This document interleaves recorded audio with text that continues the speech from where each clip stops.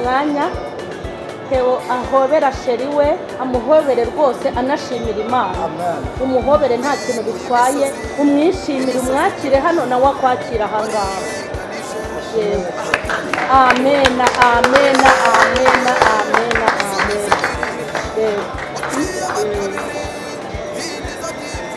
Imana nihabwe icyubahiro nimwiyicarire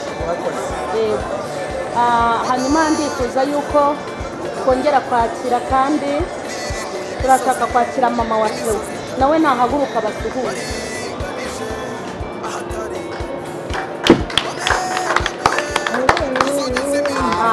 abanyuriyemo muri makeya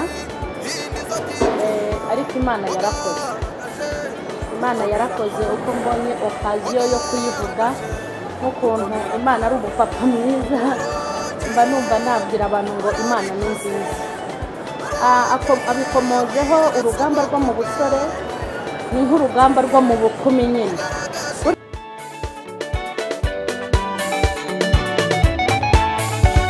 wimuye imisozi itabimenye waringanije ahataringaniye wamenaguye inzugi z'imiringa waciyemo kabiri hindiza by'ibyuma wagaragaje gukomera kwawe wagaragaje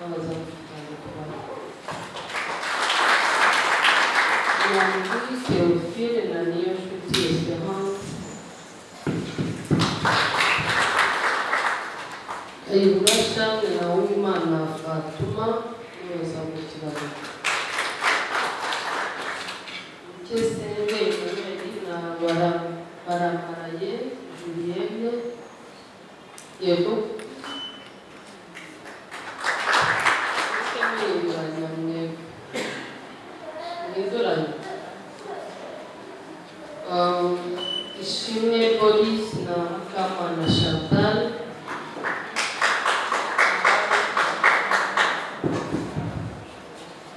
Kazabe Sanzabaganwa Musa na Mutoni wa Senasi no gushimana bamenyesha imiryango yabo imiryango iyo isanze nta mbogamizi nta nkomyi zihari habaye imihango ya Kinyarwanda umuhango wo gufata irembo umuhango wo gusaba no kugura rero iyo bageze aha twe ibyo dushingiraho ni ibiteganywa n'itegeko amategeko y'u Rwanda tugenderaho natwe biragushyingira umuntu udafite imyaka y'ubukure yishyingira y'imyaka 21 y'amavuko twabisuzumye dutuma ibyangombwa abageni usanga bose bujuje imyaka y'ubukure gushyingirwa ya kabiri giteganywa n'itegeko ntabwo twemera gushyingira abantu bahuje ibitsina amategeko y'u Rwanda yemera gufata umuhungu mu gushyingiranye n'umuhungu cyangwa se umukobwa ku mukobwa niyo mpamvu mbere yo kubashyingira tubasaba ko bombi baza aha kugira ngo turebe dushingiye ku bimenyetso biranga abantu turebe ko umwe ari umuhungu utari umukobwa ndumva twarabisuzumye kandi ntitwibeshye icya gatatu biteganywa n'itegeko ntabwo twemera gushyingira abantu nanone mbere y'iminsi 20 iteganywa n'itegeko aho muri iyo minsi hakorwa ibirebana n'ubwanditsi bw'irangamimerere bisigaye byoroshye no kujya mu irembo bakabisaba ariko tugira umunsi umwe wo guhura nabo kugira ngo hagire bimwe baganirizwa no kureba ko ibisabwa byose biri muri sisiteme ari nabyo nyirizina batuzanira kugira ngo tubiverifiye ikindi ni ukubaranga abageni rero bacu twarabaranze isi 22 yararangiye nta muntu wigeze uza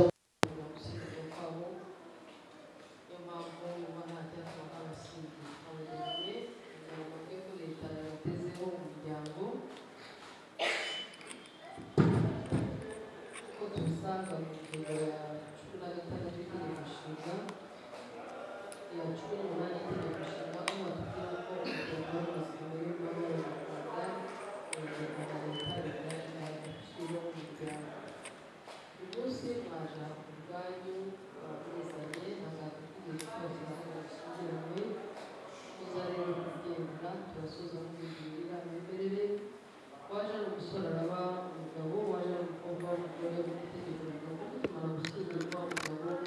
yemerewe guhita ajyana umugore we bakabana. Urugo rero mugiye kubagana kwa mwembi, ubundi umugore n'umugabo bafatanya mu nshingano zabo za buri munsi zo kubaka urugo rwabo, kwiteza imbere, gutekerereza n'ibindi. Nta gusigana kwakabaye kubaho hagati y'umugore n'umugabo mu nshingano zo kubaka urugo rwabo. Mu ngingo ya 28 y'Itegeko Nshinga batubwira ko ubushyingirwa bwemerwa ari umugabo umwe n'umugore umwe bikorewe imbere y'umwanditsi w'irangamimerere. Bishatse kuvuga ngo uwo mwazanye ahangaha imbere y'amategeko turasoza ariwe mugiranye isezerano. Nyuma rero y'uko buri wese agize isezerano hagati na mugenzi we, nyuma yo kuyakira, ubwo muraba mubaye umwe, muraba mugiranye igihango, urugendo rwanyu rwo kubaka urugo ruraba rutangiye. Nihuse turebere hamwe ibirebana n'ibonezamubano. Turabisanga mu gitabo cy'amategeko mbonezamubano, itegeko ry'umuryango ryasohotse ku itariki 28 z'ukwezi kwa munani muri 2016. Batubwira ko mu mibanire y'abashakanye ubundi umugore n'umugabo basabwa kubana neza, kubana bumvikanye, kubana bashyize hamwe, bakabana bizeranye, bakabana mu by'ukuri ntawe ugize icyo ahisha mugenzi we. Ni ukuvuga ngo ni uruhare rw'umugore n'umugabo mu kwita ku isezerano mugiye kugirana, aho buri wese asabwa kubanira neza mugenzi we mu byo akora byose, kwita ku nshingano zawe kugira ngo ejo bundi atazagira igituma cyangwa se inkomyi iyo ari yo yose yatuma isezerano ryanyu rikurwaho. Mugomba rero kubana muri ubwo bwumvikane, mugomba kubana mwizeranye, kuko iyo kwizerana kubuze hagati y'abantu urugo rurasenyuka. Mu byo mukora byose rero icyizere ni ngombwa hagati y'umugore n'umugabo. Kubwizanya ukuri mu byo mukora byose ni ingenzi hagati y'abashakanye, kuko ibyo byose biri mu byubaka urugo, biri mu bituma urugo rudasenyuka. Mufite inshingano nanone yo kwita ku miryango, mbere na mbere umuryango wanyu mugiye kugira uyu munsi, ariko nanone mwita ku miryango muvukamo, imiryango mukomokamo, imiryango mushatsemo, ko nayo yiyongera ku miryango yayo. Mu nshingano z'abashakanye nk'uko tubisanga mu ngingo ya 209, umugore n'umugabo nanone bitoranyamo uhabwa inshingano yo kuba umuyobozi w'urugo. Iyo uhawe iyo nshingano gerageza kuyubahiriza no kuyikurikiza, kwirinda inkomyi iyo ari yo yose yaba, kwirinda imbogamizi izo ari zo zose zaba ziturutse ko wabaye umuyobozi utubahiriza nyine amabwiriza, cyangwa se ushobora kujya mu nyungu ze bwite akibagirwa inyungu z'umuryango. Iyo rero bikunaniye, mugenzi wawe basabwa kukwereka ibyatumye urugo rwanyu rutagenda neza, utabikosora agafata inshingano yo kugufasha muri ubwo buyobozi bwo kuba umuyobozi w'umuryango. Mu ngingo ya 210 naho batubwira ko mwembi mufite uruhare n'uburenganzira bingana mu gutunga umuryango wanyu. Umugore n'umugabo buri gihe bahora bafatanya mu gushakisha ibyatuma urugo ruzamuka rutera imbere, birinda ko habaho gukena cyangwa se gusonza hagati mu muryango wanyu, yaba mwe ndetse n'abazabakomokaho.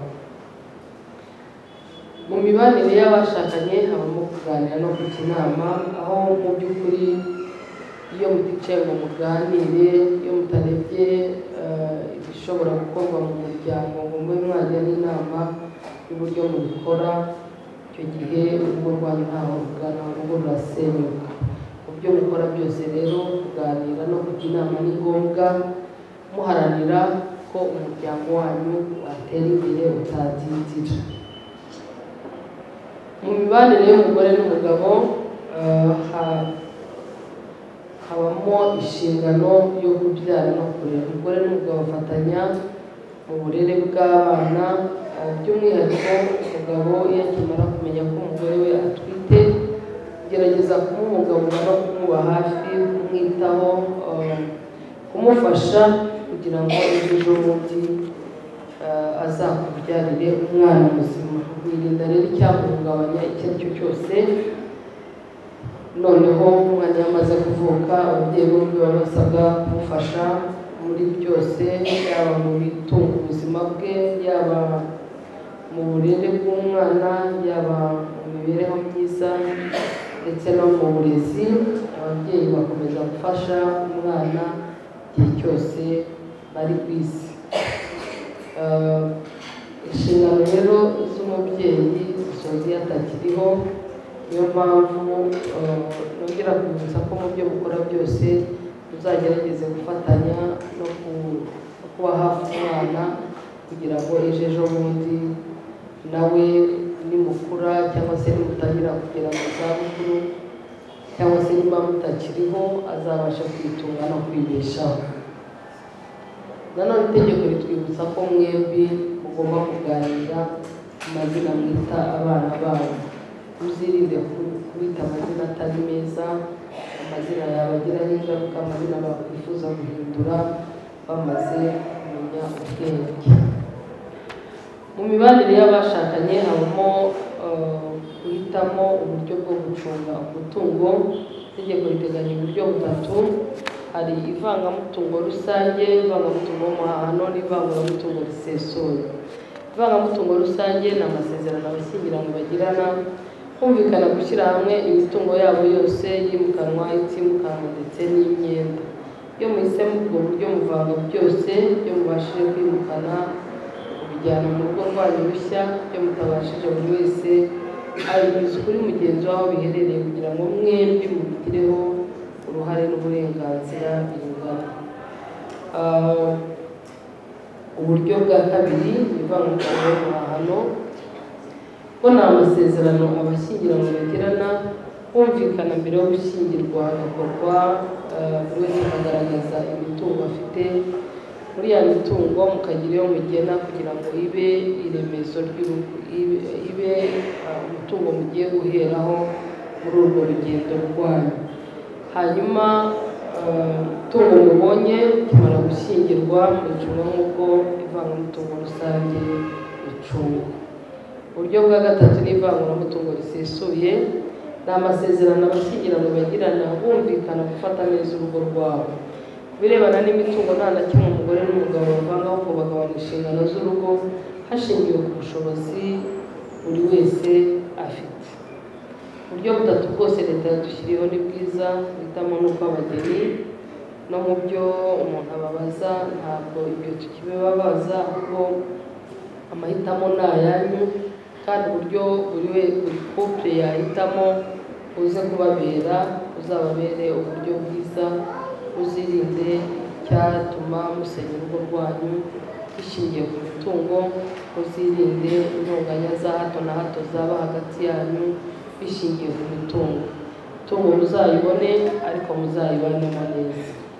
Soza reka mbabwire ko amategeko ahana ubuhemu bugaragaye hagati y'abashakanye. Mbere na mbere hari impamvu umunyamategeko yateganije zigera ku 8 kugira ngo muzazirinde. Icya mbere ni ubusambanyi. Ubusambanyi bukozwe n'umuntu bashakanye bufite ibimenyetso, impamvu yo gutandukana kw'abashakanye, muzabyirinde. Guta urugo mu gihe kingana n'amezi 12 akurikirana nta mpamvu. Iyo bigaragaye nanone wasigaye yagana urukiko agasaba ubutane.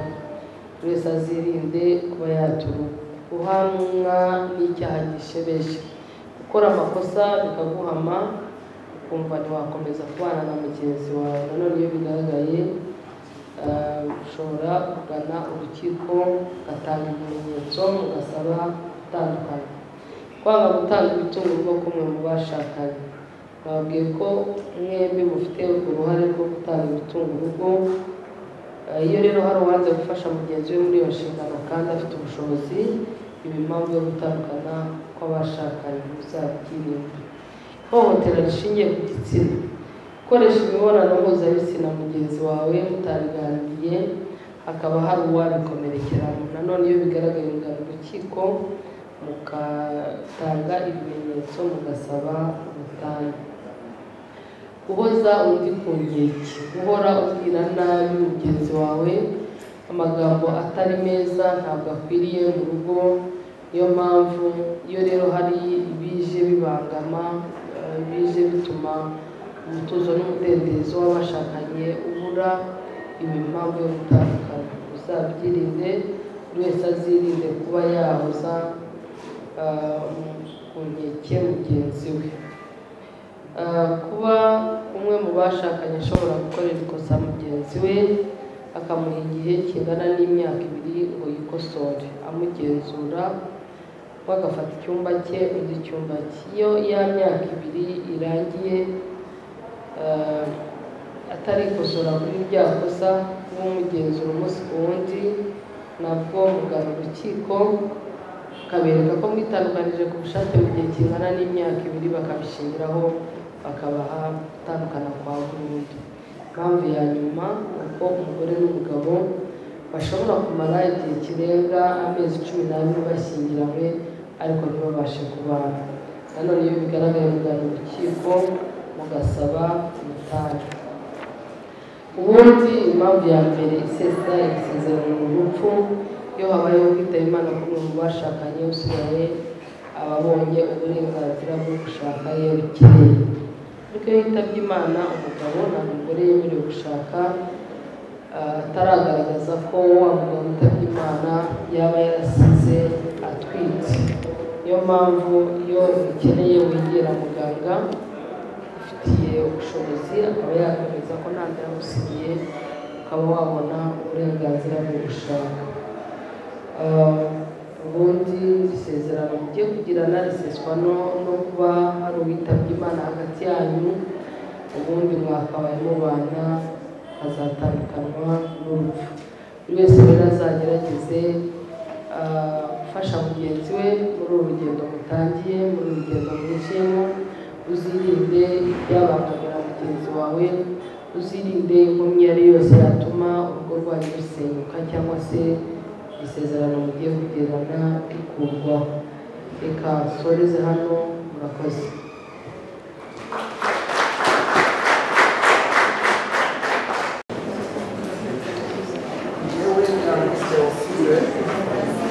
maze kumva icyo amategeko ategeka, abashyingiranywe bemereye nta gahato ko wowe niyo nshuti Esperance ubera umugore, kazabana uko twabyiyemeje kandi dukurikije uko amategeko ya Repubulika y'u Rwanda abiteganya.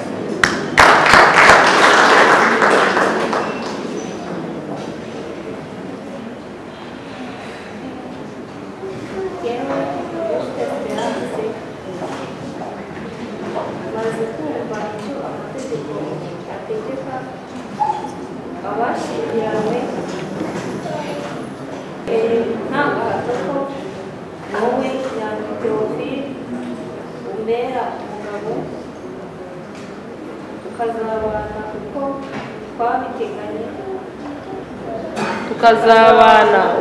twabyiyemeje kandi dukurikije uko amategeko ya Repubulika y'u Rwanda abiteganya.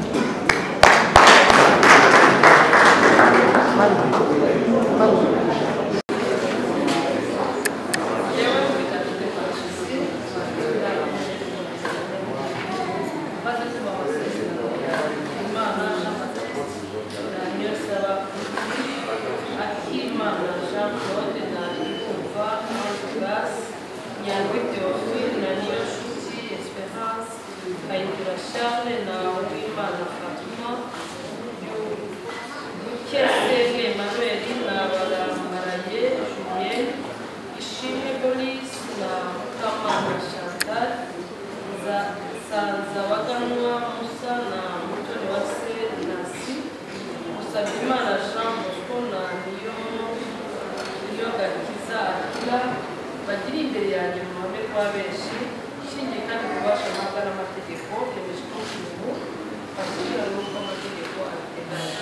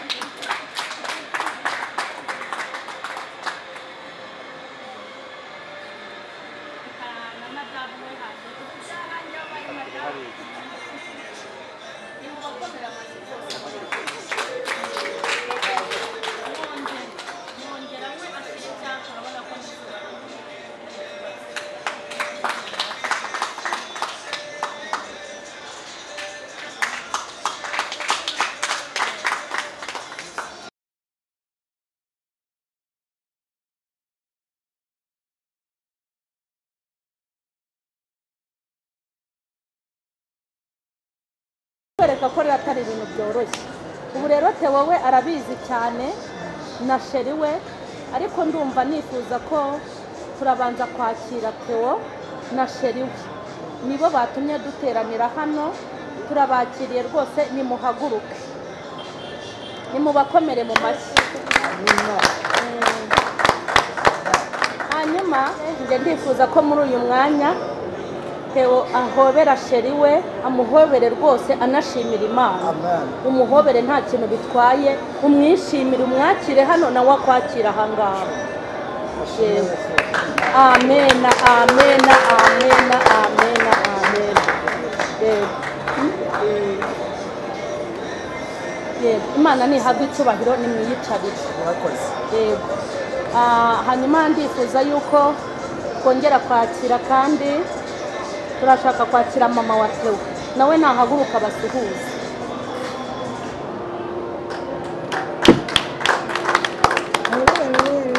Amen. Amen. Yego, turakira na mama wa sheri wa Theo. Sheri wa Theo se ko ari umwe hano muko mutahagurukira rimwe, mama we nawe nahaguruke tumwakire anabasuhuze. Turashaka ariko no kwakira undi muntu ukomeye hano, Marene nawe nahaguruke abasuhuze.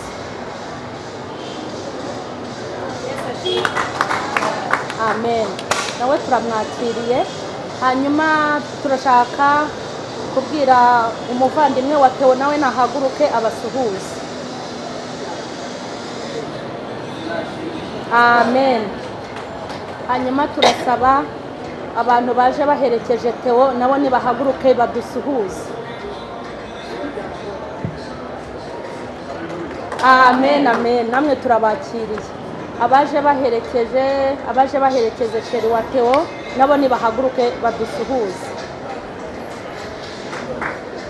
Yego rwose, Imana nibaha umugisha. Nanjye rero nahise ntangira, ntabwo nabibwiye nubwo harimo abanzi. Nanjye nitwa Mukeshimana Emerita, nzwi ku izina rya Mama Shandene. Theo ni inshuti yanjye, ndi inshuti y'umuryango kwa Theo kandi mu myaka itari mikeya. Nanjye rero ndabashuhuje mu izina rya Yesu kandi nifuje kubana namwe muri uyu mwanya. Nanjye nifatanyije na Theo gushimira Imana. Hanyuma Imana nibaha umugisha. Hanyuma ubwo rero mwese mwiyumvemo ikaze. Imana nubwo mutayirebesha umubiri ariko nayo yicaye aha hantu pfukamaga ati rwose mwambwiriye Imana, agapfukama mwambwiriye Imana. Ubwo rero Imana yaramwumvise, uko biri kose natugaragariza amarangamutima ye, agira ikintu avuga kugira ngo n'Imana ariko nayo yumve ko Theo yavuze kuri uyu munsi. Hanyuma ijambo riri ku mutima wawe Theo, turakwakiriye rwose, ni karibu. Murakoze. Yesu ashimwe. Bivuga byose ngo bishireyo, murabizi ko amashimwe y'abarokora bari menshi, sibyo? Mbere na mbere ndashimira umugabo witwa Kristo. Ndashimira cyane umugabo witwa Kristo. Mfite ibintu byinshi nashimira Yesu ntashobora kurondora hano aka kanya ngo bishire. Ndamushimira muri byinshi cyane, kuko icya mbere mushimira mbere y'ibindi byose, ndamushimira ko yagiye ku musaraba. Ko mutanyikiriza ngo amina. Ndamushimira ko yagiye ku musaraba akajyayo kubera twebwe, sibyo? Ibyo ngira byo kuvuga, ngira ibyo kuvuga kuri Yesu cyane. Ndamushimira ko yagiye ku musaraba akajyayo kubera twebwe. Uzi impamvu uyu munsi wa none dufite ubuzima, nuko hari uwabambwe mu cyimbo cyo kubambwa kwacu, sibyo? Bibiliya ivuga ko twe twari dupfuye tuzize ibicumuro n'ibyaha byacu, sibyo? Hanyuma Imana ikaduhindurana bazima nande na Kristo. Turashimira Kristo rero watanze ubuzima bwe kugira ngo twebwe tugire ubuzima muri Kristo. Amen. Rero mu buzima namumenyeyemo, cyangwa se mu gihe namumenyeyemo, naciye mu bintu byinshi cyane. Ntabwo nshobora kubasha kuvuga ubuhamya aka kanya mu birondoro, ariko naciye mu buzima bwinshi butandukanye kandi bukomeye, mu bihe bigoye cyane, intambara nyinshi. Murabizi namwe abakristo bari maha, intambara z'abakristo cyangwa zo mu bukristo murazizi. Ariko muri izo ntambara zose, muri ibyo bibazo byose, muri ibyo bigeragezo byose, ndashimira Kristo wabanye nanjye. Amen. Buriya urugendo rw'ubusore ruragora. Urugendo rw'ubusore ruragora.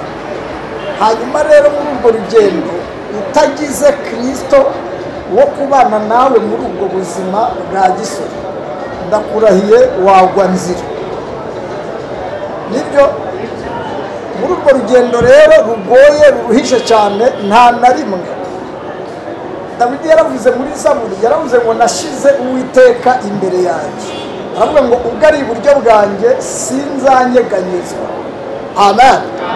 Ndashimira Yesu rero wambaye imbere, wagendanye nanjye, wabanye nanjye mu buzima bw'ubusore, akamfasha mu bintu byose, mu ntambara nagiye nyuramo n'ibigeragezo ntabasha kurondora, akagenda ntambutsa, ansimbutsa imyobo, ansimbutsa imisozi, anyuze ahantu hatandukanye. Nta na rimwe, nta n'umunsi n'umwe uyu mugabo yigeze antererana ngo mbone yansize.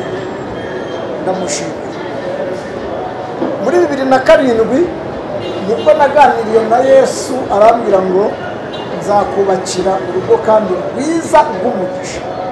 Niba hari ibintu nari ntegereje urugo rwiza kandi rw'iki rw'umugisha. Uyu munsi wa none esipe ntabwo turi abana mu nzu nk'umugore n'umugabo, ariko mu minsi cyangwa se mu myaka ishize dukundana yambereye inshuti nziza ku buryo ntashobora kurondora ngo mbibage. Sheri mwongere mushimire, yambereye inshuti nziza, ni inshuti nziza cyane, kandi n'ababyeyi b'Imana bahumurisha kubw'uburere n'umuco bamuhaye, angaragariza buri munsi uko bwije n'uko bukeye, yica mu buryo neza. amen. Ndashimira Yesu rero wamuzanye mu buzima bwanjye. Mbese Yesu yanzaniye umuntu numvaga ngize gute nkeneye. Hanyuma iryo jambo yarivuganye nanjye muri 2007. Murumva imyaka iciyemo, icyo gihe yari muto cyane, nanjye ntabwo nari mukuru. Ariko reba igihe Yesu agize gute abisohoreje, reba igihe asohoreje isezerano. Ndamushimira rero ko ari umwami usezeranya, hanyuma yarangiza akagira gute yemwe agasohoza, kandi akurikirana ijambo rye. Bibiliya iravuga ngo kugeza igihe agize gute arisohoreje. Bibiliya iravuga ngo kuko nta jambo Imana ivuga ngo rigire gute ngo rihere. Ni ukuri ndashimira umwami Yesu, ndashimira umwami Yesu wabanye nanjye kugeza kuri uyu munsi wa none, kandi ndamushimira ko tugitangiza uyu mushinga Kristo yangaragarije ko ari kumwe nanjye muri gahunda zose. Iyo ntaza kugira uyu mugabo witwa Yesu, nta ntambwe n'imwe mu masharire njye najyaga gutera mbigire gute bishoboke. Ariko ndamushima ko kuva izi gahunda zatangira kugeza uyu munsi wa none atigeze ampererana, ntabwo yigeze ananirwa gukora inshingano ze nk'umugabo. Ndavuga Yesu, ntabwo yigeze ananirwa gukora inshingano ze nka data. Yakoze inshingano ze nk'ukorera umwana we. Ubundi njyewe Yesu niwe umbyara, urahari. Yesu niwe umbyara, niho navutse muri Kristo. Ndamushimira ko uko bwije n'uko bukeye agenda yuzuza inshingano ze nk'umubyeyi. Umwana we witwa Nyandwi Theophile, ubundi si ubwo mugira ngo si ibyo gushima ni byinshi, ariko ntanasoreza. Kandi by'umwihariko gushimira na mama umbyara, kuko nawe ntiyahwemye gusenga uko bwije n'uko bukeye. Mama wa esipe nawe ndamushimira cyane. Marene namwe ababyeyi muba hafi ndabashimira cyane. Amen. Ndashimira inshuti zanjye, abavandimwe, umuvandimwe wa esipe. Ndashimira cyane mama Sharirene, by'umwihariko ntabwo yigeze asiba kungira inama, ntiyigeze asiba kunsengera. Inshuro nyinshi twazamukanaga imisozi turimo dusenga twinginga Imana, kandi Imana imuha umugisha cyane. Kenshi yajyaga akunda kumpamagara akambaza ati bimeze bite, na n'ubu Imana ntiraca inzira. nkavuga nti ndacyategereje umugambi w'Imana. Mbese yambereye inshuti nziza kugeza n'uyu munsi, tukiri kumwe muri izi gahunda kuva zitangiye kugeza n'uyu munsi. Ni byinshi akora, ni byinshi yitangamo, ni byinshi agerageza. Nagashimiye abantu benshi, hari n'abandi benshi bataraha nagakwiye kuba ndi gushimira tubaye turi kumwe. Hari benshi badahari, hari abashuti banjye abitwa ba Dada, ba Diane, ba Mama Sadamu. Mama Sadamu ni umubyeyi nawe twabanye, ameze nk'aho yandeze mu buzima nari ndi muri Kigali. uyu munsi wa none ntari mu Rwanda, ari muri Amerika, ariko by'umwihariko aba yohereje umwana we mu mucyo gira gutyo basuhuze. Kandi ati nubwo ntahari ariko nohereje umwana wanjye aba hari mu kintu cyane. Urabona wahari ibintu byose aba arimo kubikurikirana. Abitwa ba Dada, abitwa ba Diane, abo ni abashyitsi banjye cyane, bagakwiye kuba baraha, ariko bamwe ntibari mu Rwanda, abandi bari mu zindi gahunda. Ariko aho bari nabo ubu kuri telefone tuba tumeze gutya, bambaza bati ibintu bigezeye. ubwo rero abo nagashimiye ni benshi, mwongere mu mpere Yesu icyubahiro. Imana ibaha umugisha. Rero abanyuriyemo muri makeya, ariko Imana yarakoze. Imana yarakoze uko mbonye okaziyo yo kuyivuga, n'ukuntu Imana ari umupapa mwiza, mba numva nabwira abantu ngo Imana ni nziza. Abikomojeho urugamba rwo mu busore ni nk'urugamba rwo mu bukumi nyine, burya baba bari ku rugamba, kandi urugamba baba bariho ni urugamba rwo kugira ngo bubahe Imana, bazarinde bagera muri iki gihe batazi. Uzi kugera mu gihe utazi. Hari igihe umuntu apanga ibintu ati itariki n'umunsi nzaba umugabo, ariko kuba umugabo no kuba umugore nta muntu ujya ubipangira umunsi. Ushobora gupanga ngo mu myaka 30 nzaba ndi umugabo ariko ntubone umugore. Ushobora no gupanga uti mu myaka 25 nzaba umugore ntubone umugabo. Yesu nashimwe, iyo wagiye umwiringira unamwizera aragufasha akaguha sapoti ukagera ku munsi nk'uyu ushimisha abantu n'Imana n'umuryango. Tubiha agaciro rero abari hano twese kubw'ibintu Imana yakoze. Umunsi Theo yafataga umwanzuro wo gukora ubukwe, hari abafashe umwanzuro wo kubivamo, aravuga ati Imana yaradutuburiye kabisa, reka ngende tuzirega nyuma.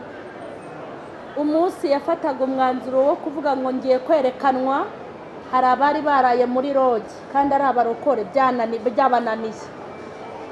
N'uyu munsi uje gusezerana hano, hari abavuze atumva tugende rwose ubundi ruzaca Imana si twe twambere tubikoze. Bishatse kuvuga ngo abasore n'inkumi baguye kuri uyu munsi ni benshi, niyo mpamvu Imana yacu ariyo kubahwa yo kabyara. Hanyuma nimureke duhe na sheri we umwanya. Ndabizi nyine ni umugisha ukomeye kuba afite iyi myaka mbona ntazi ariko mike cyane pe. Imana wowe uzayishimiye biri double kuruta Theo, kuko igukoreye ibintu bikomeye, ikurinze hari izina Imana ikurinze kwitwa. Byarinde bajya bita abakobwa ngo barakaranitse, barasenkanitse, ngo ni bashangazi bitorero, amazina mabi avugwa n'abantu batubaha Imana. Imana ikurinze kwitwa ayo mazina. Hanyuma haguruka rwose nawe ugaragaza amarangamutima yawe yo gushimira Imana n'abantu. Uyu mwanya turakwakiriye. Ibyiza aya masaha. Amen. Amen. Ndashimira Imana cyane ko yandemeye ibintu byiza. Yakuremeye ako mwamukomeye, yamuremeye ibintu byiza. Amashimwe Haleluya. Nyine biratungurana, buri umwe wese ibyumvishe biramutunira akibaza ese ibi bintu byaje bite kukiri umwana igihe kiri umwana, ariko Imana yari ifite muri gahunda nziza. Amen. Amen. Muri make rero ndashimira mama wandeze akampa imico myiza kugeza izi saha nyine akaba arizo ngenderaho, akaba ari nacyo cyatumye sheri wanjye nemera bafite imico myiza. Amen. Amen. Ndongera gushimira Marene ko yahabaye akagira ishyaka akazana na bene data. Ndabashimiye cyane, Imana ibahe. Ndongera gushimira namwe mwese mwaje kwifatanya natwe, Imana ibahe. Ndashimira na mabukwe ko byambaye hafi nawe. Amen. Shimwe n'Imana. Ndabishimiye cyane, nishimiye uyu munsi ko mwitanze mukahaboneka mukabana natwe. Imana ibamugisha neza. Uyu mugabo rwose mabukwe ni uwo gushimira, natwe turamushimiye. Hanyuma rero sinzi undi muntu hano ndumva tugeze mu mwanya wo kuganira mu gihe hariya bitaratungana. Tugiye kwakira mama wa Theo, hanyuma nawe nk'umubyeyi avuge ikiri ku mutima we.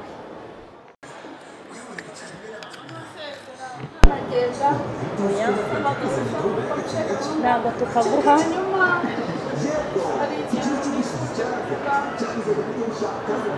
gushima Imana ibisanzwe dawidi yaranditse aravuga ngo mba nararabye iyo ntizera ko nzabona kugira neza kw'Imana. Burya tuba twararabye nawe muri rwa rugendo uba wararabye ariko wazirikanaga kugira neza kw'Imana mu buzima bwawe. Icyo kintu cyagufashe kiragukomeza kugeza ubwo ugeze mu isezerano.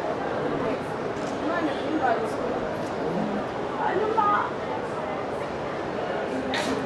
ejo ntabwo mwamenye yitwa Mukamurangasi, umukristo w'inyarugenge hepfo gatoya kanene n'inshuti yawe. Hanyuma ibintu byinshi tujyamo no mu byo tubamo, imbabazi z'Imana zihora zunguka buri munsi uko bukeye n'uko bwije. Imbabazi z'Imana rero nazo zungutse uyu munsi. Haleluya. Imbabazi z'Imana zungutse uyu munsi, zakunguye umuntu kuba bugufi cyane. Ndashimira Yesu. Zirangije kukungura umuntu kuba bugufi, zikungura n'inshuti. Se warunze mu mbabazi z'Imana zunguka buri munsi, nanjye nakunguse nawe wanyibutse. Sikwiriye icyubahiro. Aba bantu bose maze iminsi mbwira abantu ngo umuntu ni uw'igiciro, umuntu ni uw'igiciro, kandi Imana, umuntu n'Imana harimo isano rya bugufi cyane cyane cyane renze uko tubitekereza. Buriya umuntu ufata umuntu, ubu ngubu iyo mbabona gutya mpita mbona Imana, numva kandi nezerewe Imana. Umuntu rero iyo mubonye mba numva twahita dukomezanya urugendo. Haleluya. Mba numva nungutse mu mbabazi z'Imana zunguka buri munsi, nungutse umugisha abantu bangana gutya kubabona no kubamenya. Amasharirene namubonaga kuri YouTube ariko nayo naramubona ku maso. Urumva imbabazi z'Imana zungutse ko tubonana amaso ku maso. Haleluya. Hanyuma imbabazi z'Imana zikomeje kunguka. Imana ihimbazwe. Imbabazi z'Imana zikomeje kunguka. Uriya mubyeyi yari yicaye ategereje umukazana, ariko kuko imbabazi z'Imana zunguka buri munsi, yabyaye umwana w'umuhungu, none ahise abona n'undi w'umukobwa, kuko imbabazi z'Imana zunguka buri munsi. Uko bukeye n'uko bwije zungutse. Imana rero ibishimire. Hanyuma ikirenze icyo, mukomerere mu mwami nyine no mu mbaraga z'ubushobozi bwe bwinshi. Imana yigeze imbwira ijambo rikomeye, irambwira ngo nimba hari ikintu kiryoha ni fiyansaye, mubizi ko iryoha. Hanyuma buki nayo ikaziraho, sibyo? Umwana w'imfura araryoha, inda y'uburi ziraryoha, ibintu byose nk'ibyo biraryoha. Ariko nibikuryohera ntuzajye wibagirwa ko umugeni azagira gute, azataha. Imana irabimbwira, irambwira ngo bwira abasore baba baryohewe cyane na fiyansaye cyangwa se na buki, ngo bambwirire ngo ntibazibagirwe ko umugeni azataha. Kandi Imana ntabwo igira isoni, ushobora kuba muvangiye mu byishimo byawe nkazanamo ko umugeni azataha, ariko burya azataha. Burya udashaka kubyumva cyangwa ukabyumva, ariko ibyiza ni ukubyumva, kubera ko bituma uzirikana Imana cyane, nturangarire mu bindi bintu. Hanyuma dukomeze gukomerera mu mwami no kwishimira imbaraga ze nyinshi ku buzima bwacu, kandi no kugerageza kurwana intambara nziza kugira ngo tuzabashe kubona n'Imana mu mbabazi nyinshi igira, yaduhaye, yaturemeye na gakondo nziza irushaho kuba nziza. Hanyuma rero Imana ibamere umugisha, bameze bashyigikire mu myiteguro yindi isigaye, mu rugendo rundi rusigaye narwo ntabwo rworoshye, narwo mukeneye Imana, narwo dukeneye Imana. Hanyuma rero Imana ikomeze bashyigikire, bakomereze amaboko. Bomewe bashobewe, ariko ibyo ni ishimwe tuba dushimiye Imana. Ubonye umwana mwiza navuye mu muryango mwiza ugira uburere tuwuvukamo, aho tugeze turubatse rurakomeye, ntugire ubwoba. Nta kindi rero narenzaho, nashimiraga abantu turi kumwe kuba bitanze bakaza kubana natwe, kandi urugendo rurakomeje, bazakomezanye natwe bakabisoje. Imana ibahumurize.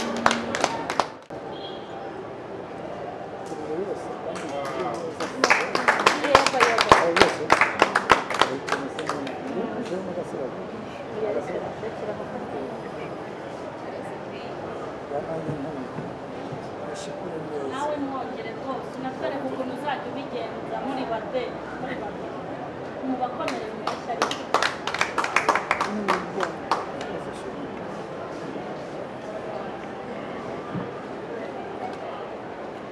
muryoherwe. upfayo wagaragaje imbaraga zitarushwa amaboko, satani ati ntakuzabaho, wagaragaje imbaraga zitarushwa amaboko, herode ati ntakuzabaho, wagaragaje imbaraga zitarushwa amaboko, wagaragaje imbaraga zitarushwa amaboko.